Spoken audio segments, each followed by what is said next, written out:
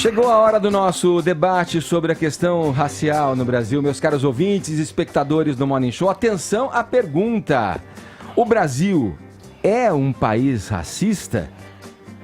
Esse é o nome de um curso ministrado pelo professor de Filosofia e Sociologia Paulo Cruz, colunista da Gazeta do Povo e um dos nossos convidados de hoje. Já dou as boas-vindas. Tudo bem, Paulo? Seja bem-vindo. Poxa, muito obrigado. Um prazer grande estar aqui. Pô, tava com vontade faz tempo já. Tá aí, então, chegou a hora. Estou não só feliz, mas honrado.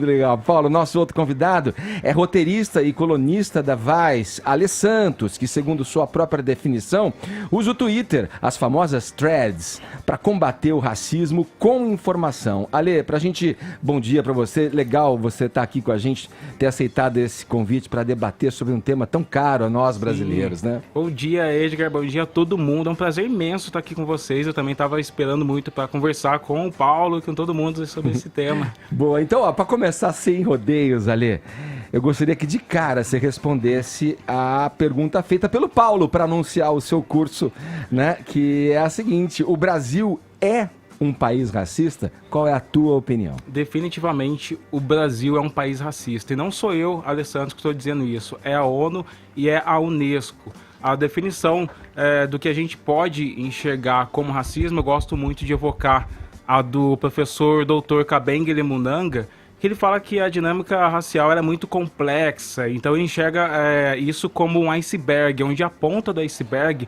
são as nossas expressões, as coisas que acontecem individualmente, e a profundidade do iceberg é exatamente aquele preconceito invisível que fica no nosso inconsciente e a consequência disso.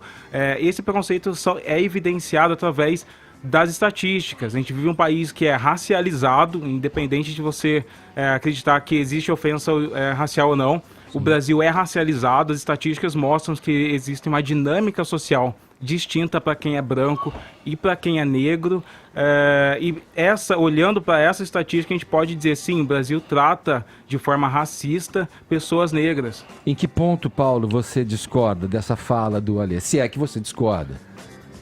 Bom, em primeiro lugar, eu acho que a gente precisa discutir a estatística, né? Porque criou-se no Brasil essa divisão racial através da estatística. Estatística é aquele negócio, como diz um conhecido meu, eu não sei se ele tirou isso de algum lugar, né? Mas estatística é a arte de torturar os números até que eles confessem, né?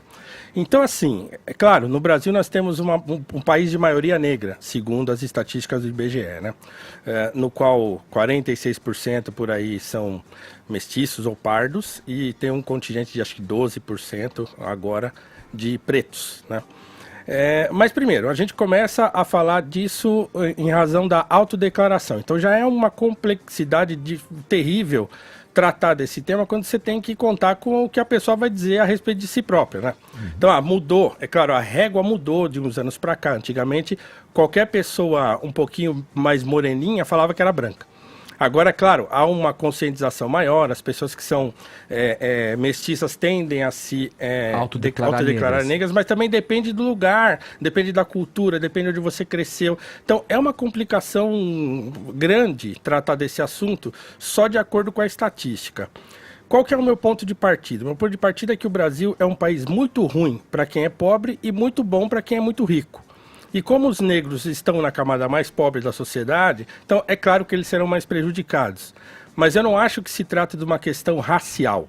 Então o problema do racismo no Brasil é diferente do problema econômico que há no Brasil. Então, quando a gente trata o racismo como uma consequência econômica, eu acho que a gente sai fora da discussão. A discussão se torna uma discussão meramente econômica, na qual, se inserir todo mundo economicamente na sociedade, o racismo acaba. E isso não é verdade. Então, quer dizer, o racismo vai continuar existindo por muito tempo, se é que um dia vai acabar. Sempre vai ter gente racista no Brasil.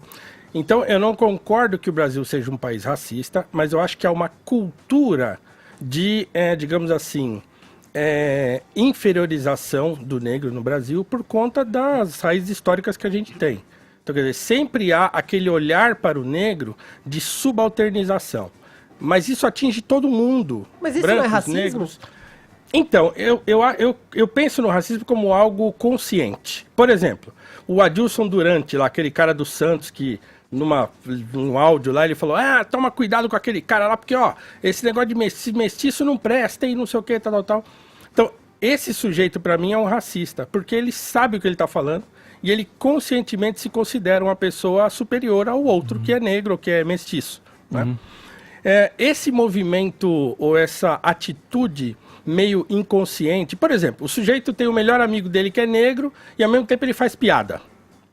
A piada é de escrotice gigantesca, né? Essas piadas raciais e tal.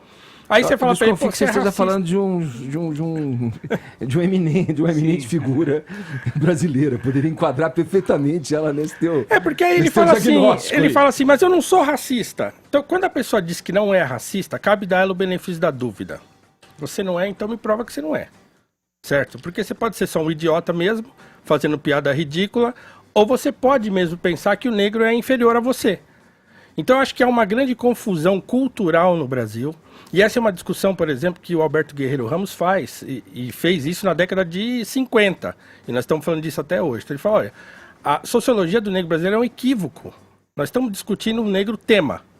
Então, há um negro vida que continua caminhando e que a gente travou nessa discussão a respeito de um tema que é muito complexo e difícil. Antes de eu rodar aqui a roda no Morning Show, você tem alguma tréplica a fazer ali eu acho que em cima dessa fala do Paulo? Discordar um pouco disso, porque a psicologia social, existe uma psicologia social que foi criada a partir de 1990 e com percursores negros estudando sobre essa psicologia, e aí vem a definição do Kabengele Munanga que eu disse, que eu acho que bate com o que o Paulo falou, mas contradiz ele porque essas definições, essas ofensas, esses comportamentos, eles são a ponta do iceberg. A estrutura do pensamento racista, ela é muito mais inconsciente. As pessoas não sabem que são racistas, elas não sabem. A década de 90, todo mundo lembra que tinha aquelas piadas do negro de pele de alma branca, piadas horríveis, assim, inclusive na TV, no rádio, tudo quanto é lugar. Isso era expressão de racismo. O racismo não é só uma ofensa, uma injúria, isso é a pontinha do iceberg mesmo.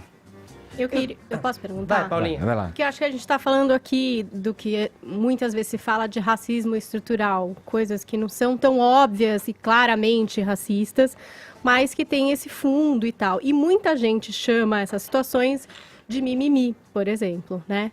Então, expressões que têm um passado, a gente já até discutiu aqui a respeito da expressão mulato, não sei se a gente chegou em alguma congruência a respeito de onde ela vem, se ela ofende ou não as pessoas, se quem usa sabe que está ofendendo ou não sabe, e aí as pessoas começam a falar, bom, mas isso é mimimi, isso não é racismo, isso não é... Como é que vocês fazem essa distinção, e existe uma distinção, do que é racismo de fato, esse racismo que ele está embaixo desse iceberg, muito embaixo?